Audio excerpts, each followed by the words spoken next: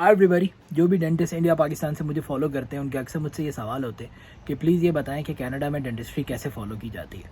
और अक्सर वो मुझसे ये भी पूछते हैं कि अगर हम इंडिया पाकिस्तान से कोई एमएससी, एमपीएच, एमफिल या किसी भी और प्रोग्राम में मास्टर्स करके कनाडा आए तो जॉब मार्केट यहाँ पर किस तरीके से वर्क करती है। और उनका मुझसे ये भी सवाल होता है कि इनिशियल स्टेजेस पे जब कोई इंटरनेशनल डेंटिस्ट कनाडा आता है तो उसके सर्वाइवल के लिए क्या जॉब्स हैं यहाँ पर, और कनाडा में डेंटल लाइसेंस अगर कोई अपना क्लियर करना चाहे तो उसका क्या प्रोसीजर है। तो इस वीडियो में जो भी डेंटिस्ट के सवाल मुझसे होते हैं मैं उसी हवाले से आज बात करूँगा। इस वीडियो में मैं सबसे पहले इस बारे में बात करूँगा कि जब आप अपनी होम कंट्री से मास्टर्स करके कनाडा आते हैं तो आने के बाद यहाँ पर क्या अपॉर्चुनिटीज़ हैं। अक्सर लोगों का ये सवाल होता है कि हम पाकिस्तान इंडिया से एमबीए कर रहे हैं, एमपीएच कर रहे हैं, एमफिल कर रहे हैं या एमएससी कर रहे हैं, तो आप उससे बताएं कि हमें यहाँ पर क्या हेल्प मिलेगी। तो सबसे पहली बात, जब आपने इंडिया पाकिस्तान से बीडीएस किया हुआ हो और जब आप वेस्ट से अपनी एजुकेशन की इक्वलेंसी कराते हैं तो वेस्ट आपकी बीडीएस को काउंट करता है फर्स्ट प्रोफेशनल डिग्री, जो कि इक्वलेंट होता है मास्टर्स के। अब अगर आप ऑलरेडी एक और मास्टर्स अपने मुल्क से कर लेते हैं तो वो आपको इमिग्रेशन में तो ज़रूर हेल्प करता है, क्योंकि आपके पॉइंट्स बेस में आपकी नंबर्स ऑफ एजुकेशन 16 ईयर्स से 18 ईयर्स हो जाती है। लेकिन जॉब मार्केट में कनाडा में ऐसा आपको कोई एडवांटेज नहीं होता। उसकी ये एग्जांपल मैं आपको देता हूँ कि लेट से अगर आप कनाडा में एज आ इंटरनेशनल डेंटिस्ट आए हैं और आपने एमबीए किया हुआ है या एमपीएच किया हुआ है तो आपके पास किसी भी किस्म का कैनेडियन एक्सपीरियंस नहीं है।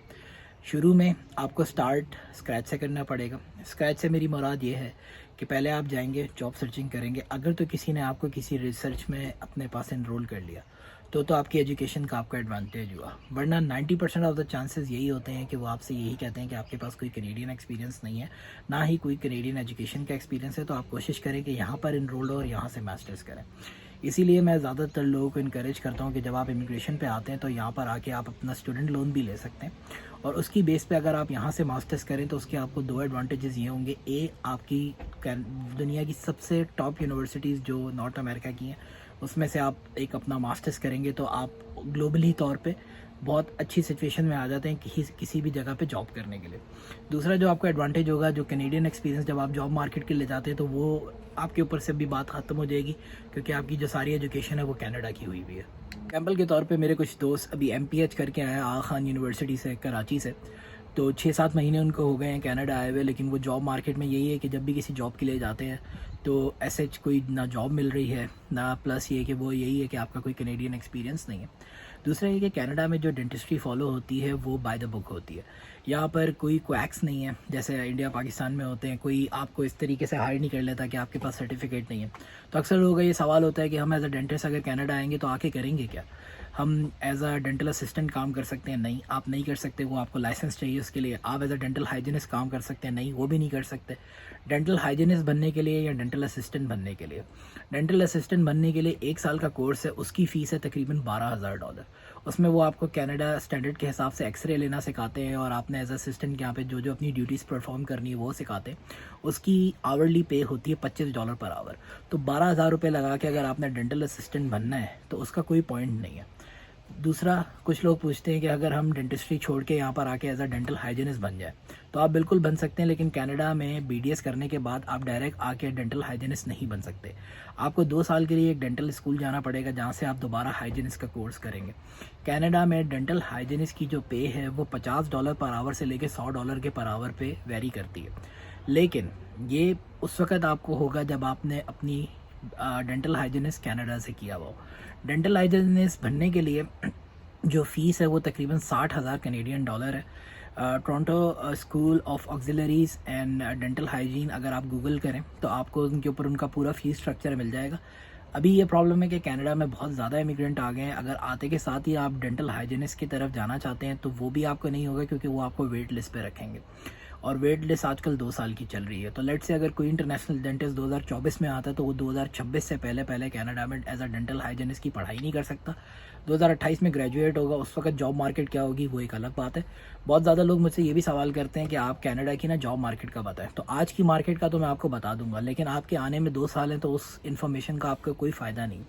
अभी एम्प्लॉयमेंट है, आपको जॉब भी मिल जाती है, लेकिन जिस जिस तरीके से इमिग्रेशन बढ़ती जा रही है उस तरीके से हाउसिंग क्राइसिस भी बढ़ता जा रहा है, उसी तरीके से जॉब क्राइसिस भी बढ़ता जा रहा है। तो जो लोग विद इन 5-6 मंथ्स आना चाह रहे हैं वो ज़रूर इस हवाले से इन चीज़ों को मद्देनज़र रखें कि कनाडा में आने से पहले अपना एक पूरा होमवर्क करके आएँ। सवाल जो मुझे सबसे ज़्यादा किया जाता है वो ये होता है कि यहाँ पर इनिशियल स्टेजेस में सर्वाइवल के लिए हम क्या करेंगे। तो इनिशियल स्टेजेस में आप सर्वाइवल के लिए यहाँ पर आके ऑड जॉब्स करेंगे। ऑड जॉब से मेरी वही मुराद है कि हर वो काम जो आपके प्रोफेशन से रिलेटेड नहीं वो ऑड जॉब कहलाती है। बेसिक पे आप काम करेंगे, अपना रेंट निकालेंगे और अपने साथ साथ पढ़ाई करेंगे। बहुत सारे लोग आते हैं, एज अ कपल आते हैं, मियाँ बीवी दोनों मिलके काम करते हैं। मैंने कॉस्ट ऑफ लिविंग के ऊपर इससे पहले एक वीडियो बनाई थी जिसमें मैंने बताया था कि अगर दो लोग मिलके काम करें कितने का पे चेक बनेगा, कितना आपका रेंट जाएगा। तो उसमें ये होता है कि दोनों लोग मिलके काम करते हैं तो एक पढ़ाई कर लेता है, फिर एक प्रोफेशनल लाइफ में आ जाता है तो वो घर को कैरी ऑन करता है, साथ में उसका दूसरा पार्टनर फिर पढ़ाई करता है। तो इस तरीके से अपनी प्लानिंग करके आएँ और वो सिटी को चूज़ करें जहाँ पर आपको रेंटल इनकम आपकी कम हो। तो उससे ये होगा कि आपका जब रेंट कम होगा, आपकी बाकी ग्रोसरीज वगैरह सस्ती होंगी, तो इनिशियल स्टेजेस में आपका सर्वाइव करने का चांस ज़्यादा बन जाता है। सवाल इस वीडियो का वो ये होता है कि कनाडा में अगर आप डेंटल लाइसेंस लेना चाहते हैं तो उसका क्या तरीका है। कनाडा का डेंटल लाइसेंस कहलाता है NDEB लाइसेंस एग्ज़ाम।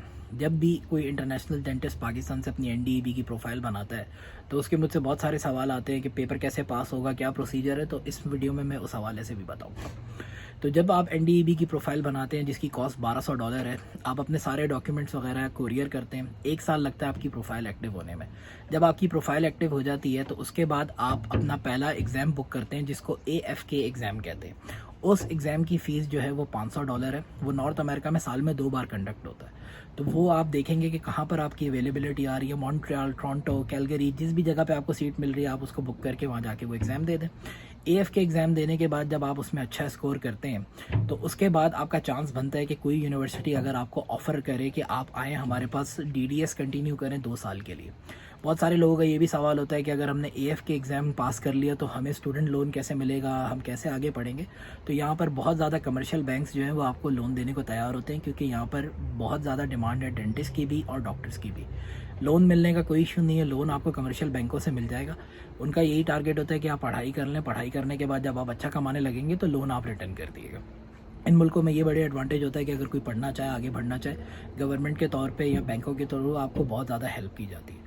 तो ये है आप लोगों के सारे सवाल। इसके अलावा आप लोगों के अगर और कोई डेंटिस्ट्री से रिलेटेड सवाल हो आप ज़रूर मुझसे पूछ सकते हैं और मैं आगे भी कोशिश करूँगा कि मैं डेंटिस्ट्री से रिलेटेड आप लोगों को सारी इन्फॉर्मेशन देता रहूँ। Thank you.